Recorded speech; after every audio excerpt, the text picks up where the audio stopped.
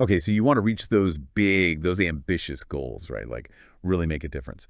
But how do you cut through the noise and make sure you're on the right track? Yeah, it's easy to get overwhelmed or lose focus. Hmm. Today, we're diving into a system that can make a real impact. It's called Objectives and Key Results, better known as OKRs. OKRs. So what exactly are we talking about here? Is this like some kind of super secret formula from Silicon Valley? Not a secret, but definitely powerful. It's a framework for setting clear goals and tracking your progress in a way that keeps everyone aligned and moving in the right direction. And we're going to explore all this using some incredible real-world examples from John Doerr's book, Measure What Matters. John Doerr, huh? The venture capitalist who brought OKRs into Google. That's some serious credibility right there. Absolutely. And what's even more impressive is the range of leaders who endorse this book and this system. Think about it. We have people like Gordon Moore, the co-founder of Intel, Melody Hobson from Ariel Investments, Jonathan Levin, Dean of Stanford's Graduate School of Business, John Chambers, who led Cisco, and Diane Green, who's been at VMware, Alphabet, and Google Cloud. Wow, those are some heavy hitters. So if these folks are behind OKRs, it's probably worth paying attention. Absolutely. In this deep dive, we're going to unpack what makes OKRs tick, how they've been successfully implemented in everything from tiny startups to massive companies, and even nonprofits. We're talking global impact here, not just some niche tool. Okay, I'm intrigued. But before we jump into all these success stories, let's start with the basics. Can you break down what OKRs actually are? Like, what are the core components? Sure. At the heart of the OKR framework are two main elements. First, you have the objective, which is basically what you want to achieve. This is your big picture goal. It should be something ambitious, something that inspires you, and it's usually more qualitative than quantitative. So the objective is like the mountain you're trying to climb. Exactly. Then you have the key results. These are the measurable steps you take to reach that summit. Key results are specific, measurable, time-bound, and they can be either quantitative, like hitting a specific number, or qualitative, as long as you have a clear way to assess if you've achieved them. So key results are how you break down that big objective into actionable chunks. And I remember a really sharp quote from the book. It's not a key result unless it has a number. It's from Marissa Mayer, right? Former Yahoo CEO. That really highlights the need for concrete targets. Yeah, a great quote. And while the typical cycle for OKRs is quarterly, meaning you set new ones every 3 months, you can adapt that based on your needs. Some teams, especially in engineering, might use shorter cycles like 6 weeks, aligned with their development sprints. And if you're a young company still finding your footing, you might even work with monthly OKRs to stay agile. So the objective is that long-term aspiration, the North Star, while the key results are the milestones, the checkpoints along the way. Exactly. If you hit all your key results, you should, in theory, reach your objective. If not, it might mean you need to go back and rethink how you set up your OKR in the first place. Makes sense. But to really understand the power of this system, I think we need to go back to its roots. I'm talking about Intel and Andy Grove, the guy John Doerr calls the OKR incarnate. He was truly remarkable, the driving force behind Intel's operational excellence. The book actually mentions his famous IOPEC course, which was all about Intel's strategy and how they made things happen. It wasn't just some abstract theory. It was deeply ingrained in how they operated. Right, so Grove was all about putting ideas into action, real-world application. Yeah.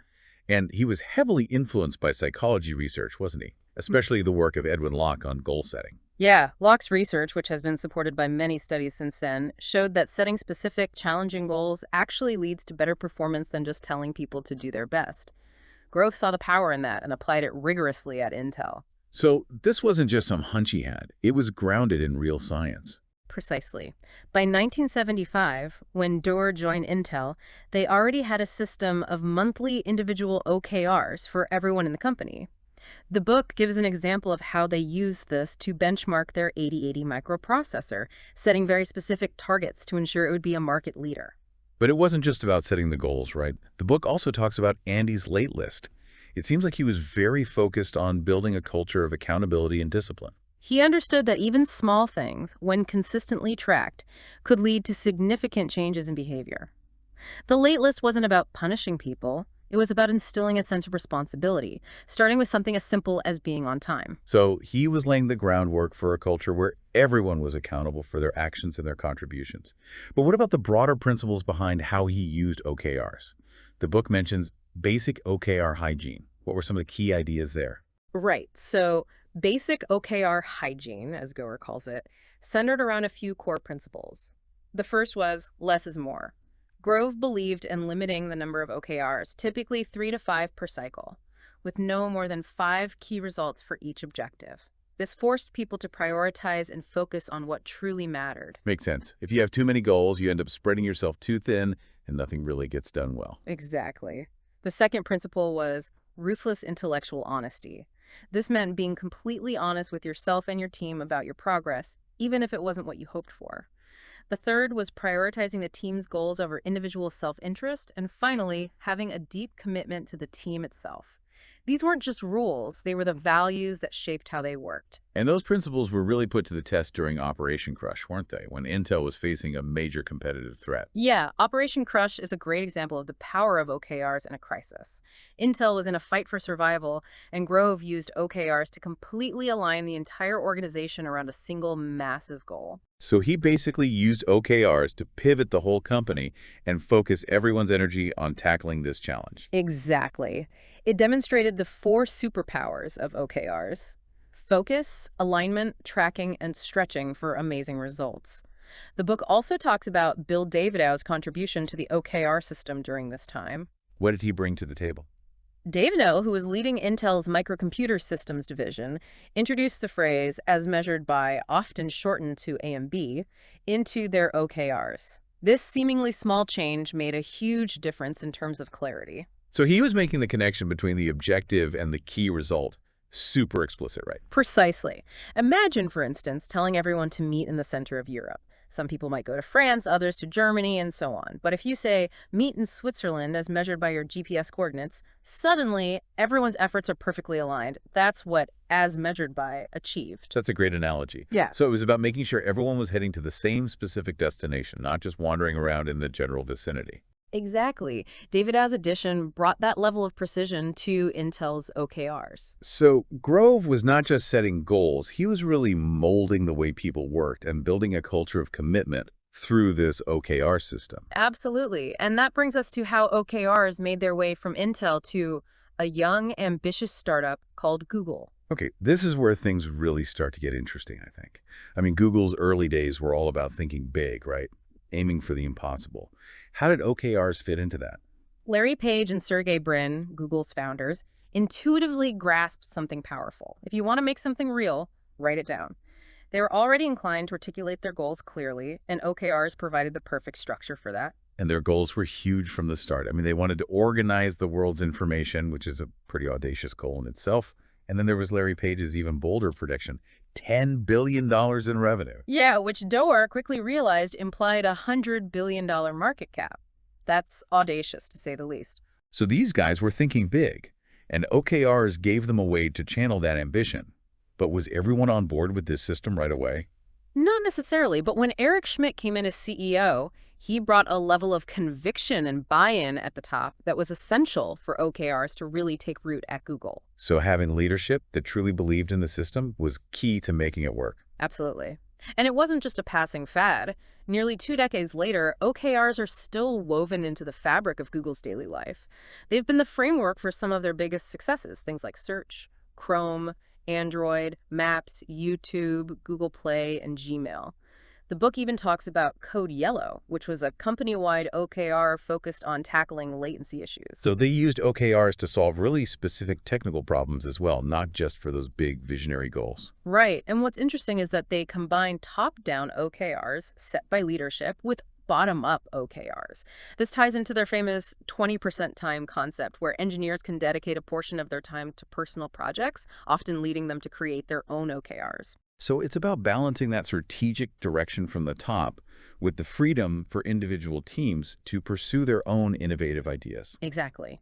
And this ties into their rule of 7 for direct reports. You know, some companies try to keep it to like 5, but Google, sometimes they even flip it and say, okay, minimum 7. It's about pushing managers to delegate and empower their teams. And this works because with clear public OKRs, everyone understands the big picture and how their individual work contributes. So it's not just about how many people report to a manager. It's about creating a structure where everyone feels ownership and can contribute effectively. And to this day, Sundar Pichai Google's current CEO, still makes it a point to articulate the company's high-level strategy and annual OKRs to everyone, making sure the whole organization is aligned. So we've seen what OKRs are and where they came from. Let's get into why they're so effective. The book calls out 4 superpowers of OKRs. What are those? Right, these are the core benefits. So superpower number 1, focus and commit to priorities. In a world with constant distractions, that's a huge advantage. Yeah, focus is gold these days. How do OKRs actually help with that? OKRs force you to be really selective. Like Andy Grove said, a few extremely well-chosen objectives impart a clear message about what we say yes to and what we say no to. When you limit your OKRs, and remember, that rule of 7 applies here too, not just to direct reports, but also to your key results, you avoid spreading yourself too thin. And it's not just about the numbers. You need buy-in from the top. If leaders aren't truly committed to using OKRs, the whole system falls apart. Well, it's about leading by example, right? Exactly. The book even uses Bill Campbell as an example, the legendary coach. He was all about the CEO, the founder, really demonstrating their own commitment. And on the flip side, the book talks about MyFitnessPal. Mike Lee, their CEO, he learned the hard way what happens when you try to chase too many objectives at once. You end up with no clear priorities, and you get nowhere fast. Okay, focus check. What's the next superpower? Superpower number 2, align and connect for teamwork. Yeah, alignment. This is huge, especially in larger companies, where it's easy for different teams to become silos and work across purposes. How do OKRs help with that? The key is transparency. When everyone's goals are open and visible, from the CEO all the way down, it creates a sense of shared purpose. You get vertical alignment, meaning individual objectives connect to the overall company strategy, and you get horizontal alignment, fostering collaboration between different teams. That everyone can see the same roadmap, right? Right. They understand how their work fits into the big picture. Precisely. And this is where traditional top-down goal setting, what the book calls the grand cascade, often falls short. So cascading goals down from the top, that can create problems. It can. You lose agility, you lose flexibility. People on the front lines, the ones who are actually doing the work, they feel like their input doesn't matter. The book argues for a more balanced approach, a mix of top-down and bottom-up OKRs, ideally around 50-50. So you're giving people a voice, letting them contribute their ideas and shape the direction of the company. Right. And the MyFitnessPal example really highlights the importance of cross-functional coordination. Remember how their marketing team's email goals were completely out of sync with what the engineering team was working on? It's a classic example of what happens when you don't have that alignment. Yeah, classic silo problem. You Yep. end up working against each other without even realizing it. Yeah, exactly. Mike Lee from MyFitnessPal, he talks about how his direct reports naturally started charging in different directions. So OKRs are a way to get everyone pulling in the same direction, making sure all of those efforts are aligned towards a common goal. Now, that doesn't mean everyone owns every OKR. It's crucial for each objective and key result to have a single owner, someone who's ultimately accountable. Intuit's story is a good example here. They started with a pilot project to test out OKRs before rolling them out company-wide.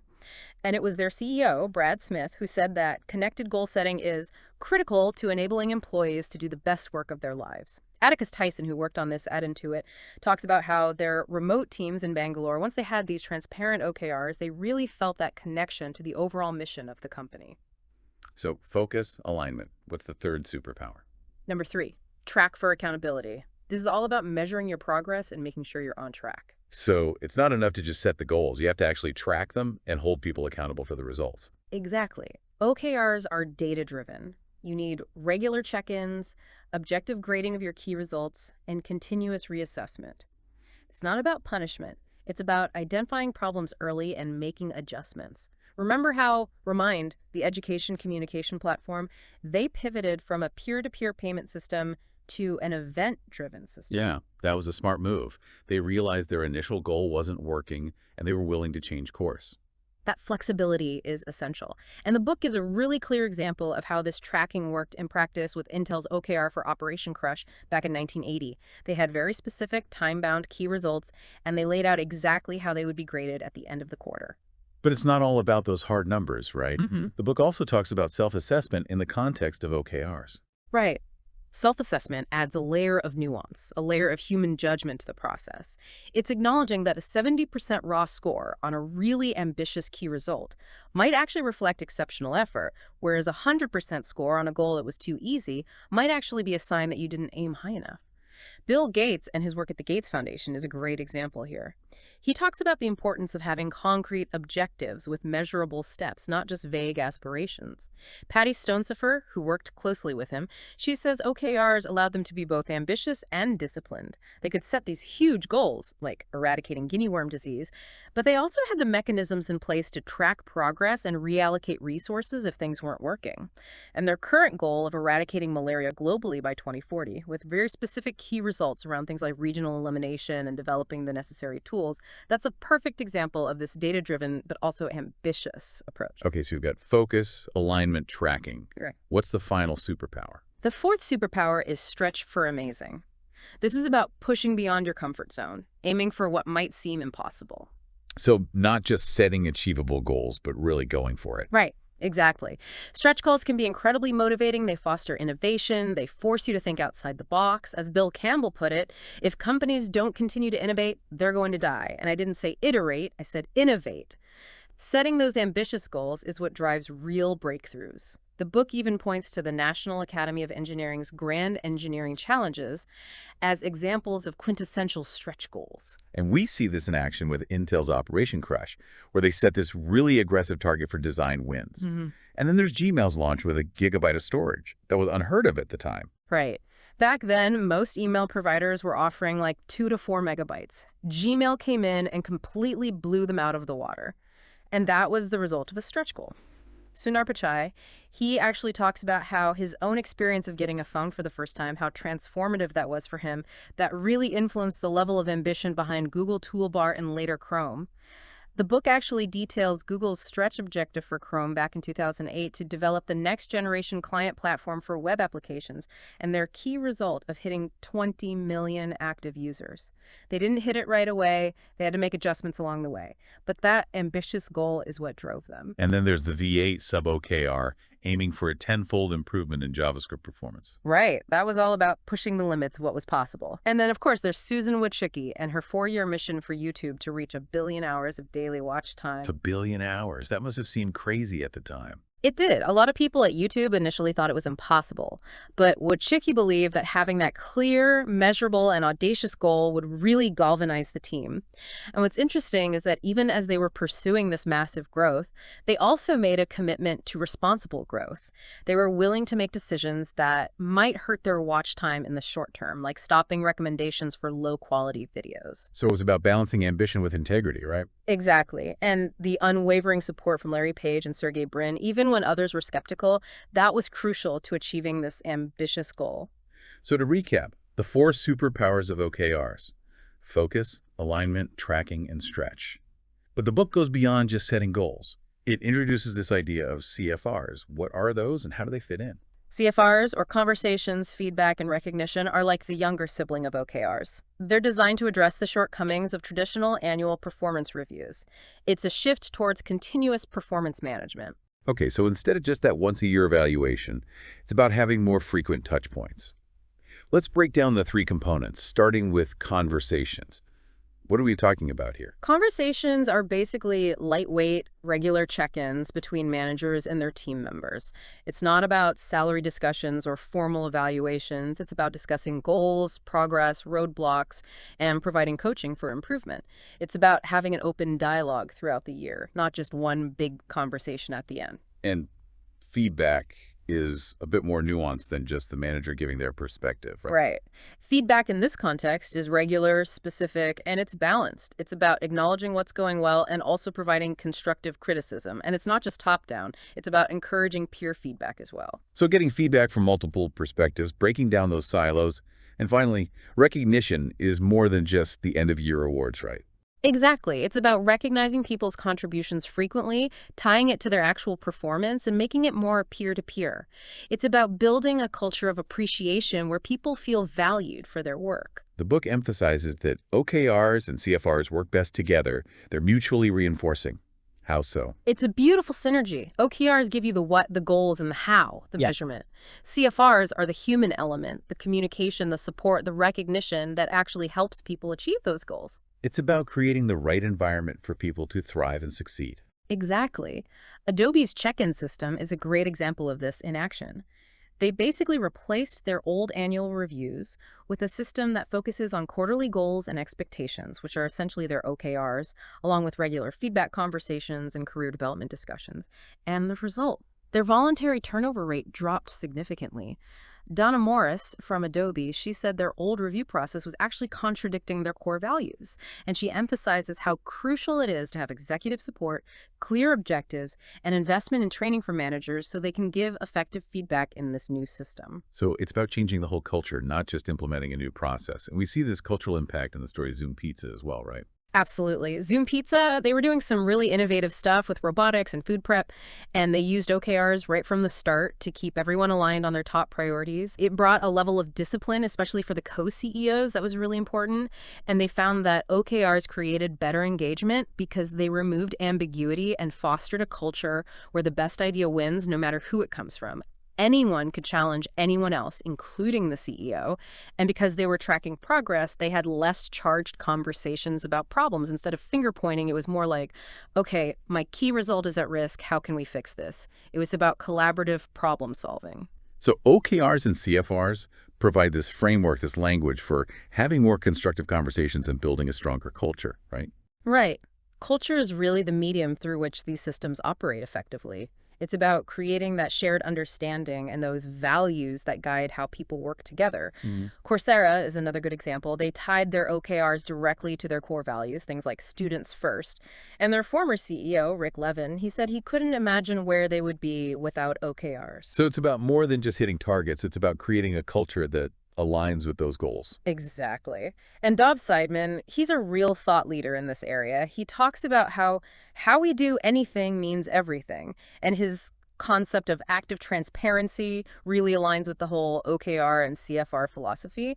But it's important to remember that it's not always a simple plug-and-play solution. The Lumerous story shows that sometimes you need to do some serious culture work before you can implement OKRs effectively, especially if you're dealing with different internal cultures that need to be integrated. So you have to be mindful of the context, Yeah. right? Absolutely. Even Bono's One campaign, their fight against extreme poverty, they found that OKRs provided the structure they needed to focus their passion and make a real impact. Tom Freston, who was really instrumental in bringing OKRs into One, he recognized that even with all the passion and dedication, you still need that framework to channel your efforts effectively. So as we wrap up this deep dive, what are some of the key takeaways? Well, those four superpowers really stand out for me: focus, alignment, tracking, and stretch. Yeah. And I think having both quarterly and annual OKRs makes a lot of sense. It allows you to balance those short-term wins with the bigger long-term vision. Definitely. And it all comes down to leadership. If your leaders aren't fully committed to using OKRs, it won't work. Having those goals be transparent, public, that creates a shared sense of ownership and accountability across the whole organization. And then setting those stretch goals, those ambitious targets that might seem impossible at first, that's what drives innovation and breakthrough results. But you also have to create a culture where it's okay to fail, to learn from mistakes without fear of judgment. And I think the way OKRs and CFRs work together is really powerful. You have the goal setting, and then you have this ongoing dialogue, the feedback, the recognition that helps people actually achieve those goals. It's about creating a system, but also a culture where people can thrive and do their best work. Couldn't have said it better myself. John Doerr's vision for OKRs goes far beyond just business. He sees them as a tool for driving innovation and positive change in all aspects of society, even in education. The Khan Lab School is already using OKRs with their students, which is incredible. So this isn't just a management fad, it's a powerful framework with a wide range of applications. Exactly. And Doerr's belief that we can unlock dramatically greater productivity and innovation through structured goal setting and continuous communication, that's a really inspiring message. Whether you're leading a team, working on a personal project, or just curious about how high-performing organizations operate, these principles: focus, alignment, accountability, and striving for more, they can make a real difference in how you approach your goals. Absolutely. So here's a challenge for everyone listening. Think about one big, hairy, audacious goal, as Doerr calls it, that you or your organization could set. What's that one thing that would really make a difference? And then jot down 2 or 3 key results that would get you started on that journey. And if you're ready to dive deeper into this world of OKRs and CFRs, we highly recommend checking out John Doerr's Measure What Matters and all the resources they have on whatmatters.com. It's a treasure trove of information and practical guidance for putting these tools to work. So that's it for this deep dive. We hope this has given you some valuable insights and some practical tools to help you achieve your goals, no matter how big or audacious they may be. Keep stretching, keep striving, and never stop aiming for amazing. Okay, so you want to reach those big, those ambitious goals, right? Like really make a difference. But how do you cut through the noise and make sure you're on the right track? Yeah, it's easy to get overwhelmed or lose focus. Hmm. Today, we're diving into a system that can make a real impact. It's called Objectives and Key Results, better known as OKRs. OKRs. So what exactly are we talking about here? Is this like some kind of super secret formula from Silicon Valley? Not a secret, but definitely powerful. It's a framework for setting clear goals and tracking your progress in a way that keeps everyone aligned and moving in the right direction. And we're going to explore all this using some incredible real-world examples from John Doerr's book, Measure What Matters. John Doerr, huh? The venture capitalist who brought OKRs into Google. That's some serious credibility right there. Absolutely. And what's even more impressive is the range of leaders who endorse this book and this system. Think about it. We have people like Gordon Moore, the co-founder of Intel, Millie Hobson from Ariel Investments, Jonathan Levin, Dean of Stanford's Graduate School of Business, John Chambers, who led Cisco, and Diane Green, who's been at VMware, Alphabet, and Google Cloud. Wow, those are some heavy hitters. So if these folks are behind OKRs, it's probably worth paying attention. Absolutely. In this deep dive, we're going to unpack what makes OKRs tick, how they've been successfully implemented in everything from tiny startups to massive companies, and even nonprofits. We're talking global impact here, not just some niche tool. Okay, I'm intrigued. But before we jump into all these success stories,